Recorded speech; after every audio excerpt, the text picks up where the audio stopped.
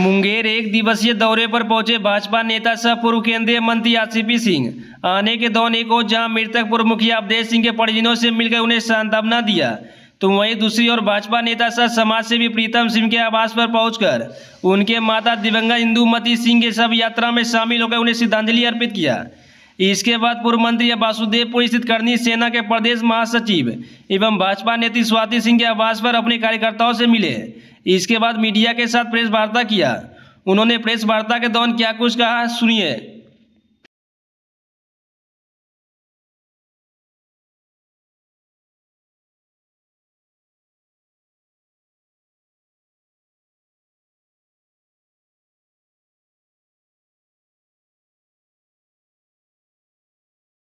हम लोगों के साथ जुड़े रहे हैं और उनकी माताजी का कल स्वर्गवास हो गया।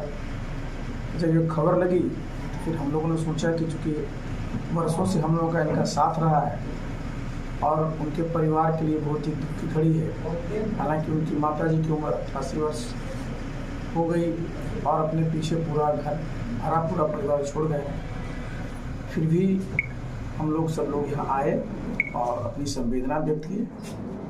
भगवान से ही कामना करते हैं कि उनकी माताजी की आत्मा को शांति दें और प्रीतम सिंह के पूरे परिवार को आत्मबल दें कि इस दुख की घड़ी में वो अपना सहन जो है क्षमता को बढ़ा सके। बता दीजिए। देखिए, इसमें मुझे क्या करना है, ये तो मैं बार बार कहता रहा हूँ कि जो गठबंधन इनका INDIA बना है, ये गठबंधन क्या है? ये मौका परस्तों का गठबंधन है। इनका कोई भी जो है पॉजिटिव एजेंडा नहीं है। सिर्फ एक ही एजेंडा है कि ये किस प्रकार का माहौल बनाया जाए कि 2024 में ये प्रधानमंत्री नरेंद्र मोदी जी को टक्कर देने की स्थिति में होंगे। चुनाव जीतना तो अलग की बात है, सिर्फ एक माहौल बनाने के लिए। और देखिए, माहौल, ये लोग क्या बार बार कह रहे थे कि माहौल बनाने में JDU का बड़ा हाथ है, इनके नेता का बड़ा हाथ है। और जब इनके नेता का नाम तो आगे लोगों ने नहीं किया, तब हालत क्या है कि आप जरा समझ लीजिए। जिस कमेटी में इनको जाना था, भाग लेना था, बीमारी है, हो भी सकती है बीमारी, लेकिन ये तो समझ लीजिए कि जिस उत्साह के साथ ये लोग पटना में कार्यक्रम किए थे, अब वो उत्साह तो बचा नहीं। अब नहीं बचने का कारण इतना ही है, देखिए नीतीश बाबू हमेशा उनकी एक कोशिश रहती है ना कि भाई हमेशा जो है लोगों का, बिहार के लोगों का ध्यान बांटे रहे, जो मुख्य जो मुद्दे हैं उससे बटाए रहे। अब यार देखिए, मुंगेरी आए, मुंगेर में कहीं एक सड़क चलने लायक नहीं, पूरा का पूरा मुंगेर शहर की सड़कें खत्म है। बताइए, यहाँ पार्टी के राष्ट्रीय अध्यक्ष है, क्या साहब ये लोग देखते नहीं है क्या? क्षेत्र आते नहीं? जब मैं मुंगेर इंटर कर रहा था, शुरू में एंट्री पॉइंट पर ही हमारे एक समर्थक का, पार्टी के कार्यकर्ता की कुछ दिन पहले 5-5 गोलियां मारी गई साहब। आज रास्ते में मैंने उनके भी सब पर माल्यार्पण की। अब जरा पूरे बिहार में देख लीजिए साहब, 2005 के जो पहले की स्थिति थी ना, उससे भी खराब स्थिति हो गई। न तो कहीं कानून व्यवस्था है, लोगों में बिल्कुल एक तरह से कहिए कि डर समा गया है और अपराधी लोग बेखौफ घूम रहे। और जहां तक विकास की बात है, तो मैं तो आपको सामने बता रहा हूं कि मुंगेर में कोई सड़क हमको नहीं दिखी जो खुदी हुई नहीं है। क्या कर रहे हैं? कहेगा कि सर ये नाला तो वो नाला, तो ये नल की व्यवस्था तो वो जल की व्यवस्था। आखिर इनका प्लान क्या है जी? आज तक ये एक प्लान नहीं बना पाए कि जब भी किसी भी इंफ्रास्ट्रक्चर का काम हो तो तोड़ फोड़ कम से कम हो। आजकल तो टेक्नोलॉजी है ना, लेकिन पूरा शहर को अस्त व्यस्त कर रखा है। तो किसी प्रकार का न कहीं कोई काम हो रहा है, अपराध चरम सीमा पर है। तो बिहार में तो सरकार न भी कोई चीज ही नहीं, तो आखिर बाहर जा करके ये क्या अपनी बात को रखें? ये तो सिर्फ बिहार में लोग इनसे न पूछें कि भाई ये गड़बड़ है, ये गड़बड़ है, तो कहते हैं कि सर हम सभी पार्टियों को इकट्ठा करने में लगे हुए हैं। किस काम के लिए इकट्ठा करने के लगे हुए? क्या देश को दिखाइएगा, क्या दुनिया को बताइएगा कि बिहार का क्या मॉडल है गवर्नेंस का? यही मॉडल बच गया बिहार गवर्नेंस का, जहां न जनता सुरक्षित है न कोई विकास का काम हो रहा है। 2024 का चुनाव है, भारतीय जनता पार्टी तो आप जानते हैं रोज संगठन का काम चलते रहता है। अभी पूरे देश में कार्यक्रम चल रहा है कार्यक्रम, और भारतीय जनता पार्टी पूरी तरह से 2024 का चुनाव जीतने के लिए तैयार है।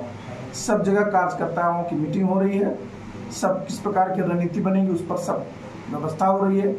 तो 2024 का जो चुनाव है उसमें फिर से जो है भाजपा के नेतृत्व में एनडीए की सरकार दिल्ली में बनेगी और नरेंद्र मोदी जी फिर से जो है तीसरी बार भारत के प्रधानमंत्री बनेंगे। और क्यों नहीं बनना चाहिए? अभी आपने देखा ना कुछ दिन पूर्व ही दिल्ली में जो G20 की बैठक संपन्न हुई, भारतवर्ष का कितना मान सम्मान पूरी दुनिया में बढ़ा। तो ये तो भारतवर्ष के सारे लोग देख रहे हैं कि देखिए एक ऐसा नेतृत्व प्रधानमंत्री जी दे रहे हैं कि देश में तो काम हो ही रहा है, विदेश में भी भारत की साख बढ़ी है। तो ये हम सबके लिए बड़ी अच्छी खबर है और इसका निश्चित रूप से जो प्रभाव है चुनाव पर भी पड़ेगा और भारतीय जनता पार्टी 2024 का चुनाव जीतेगी। Sir Munger Lok Sabha hot seat है सर, इसका मुकाबला आप लोग कैसे करेंगे सर? ये अरे कोई हॉट सीट नहीं है, जो श्रीमान जी है ना ये इस बार नीचे से फर्स्ट करेंगे, चिंता मत करिए। ये जो बने थे पिछले बार सांसद, किस पार्टी का समर्थन था जी? हम लोग कितने गांव में गए थे, कितने बूथ पर हम गए थे भाई। इनको तो इनका कोई हक नहीं था, मोरल हक भी नहीं था बोलने का भाजपा के खिलाफ। जिसके वोट से बने, जिनके कार्यकर्ताओं ने आपके लिए पसीने बहाए, उनके नेता को गाली देते हैं। जाइएगा इस बार चुनाव में पता चल जाएगा। अभी तो हमारे सत्यप्रकाश चौधरी सामने अभी एक जगह का इटहरी गांव है, पता कर लीजिए क्या लोग बोल रहा है। देखिए ये सिर्फ लंबी लंबी बात करने से नहीं होता है।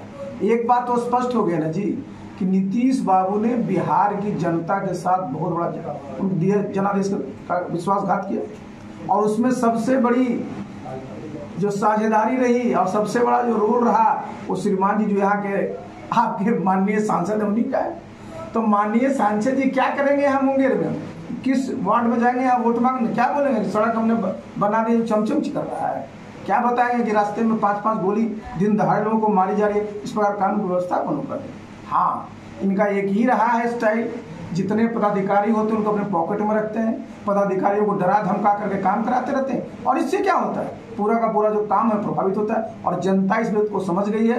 तो 2024 के चुनाव में एनडीए का उम्मीदवार इनको बुरी तरह से हराएगा जी। जो इसके सबसे बड़े जो प्रबल समझिए कि वो ऑर्गेनाइजर थे, वही अब 3 मीटिंग के बाद बिल्कुल ढीले पड़ गए हैं। 1 नंबर वाले नहीं एक रहे कमेटी में, दूसरे नंबर वाले को कह रहे हैं डेमो हो गया। अब बताइए जब स्थिति आज ही ऐसी हो गई तभी तो सीट का भी तय नहीं हुआ, अभी प्रधानमंत्री का नाम भी नहीं आया। और जरा जाके देखिए भाई इनकी पार्टी के बाहर लोग कार्यकर्ता क्या लगाता है, देश का पीएम कैसा होता, हम तो बता ही दिए कि नीतीश बाबू पीएम थे, पीएम हैं और पीएम रहेंगे। पीएम का मतलब होता है पलटी मार।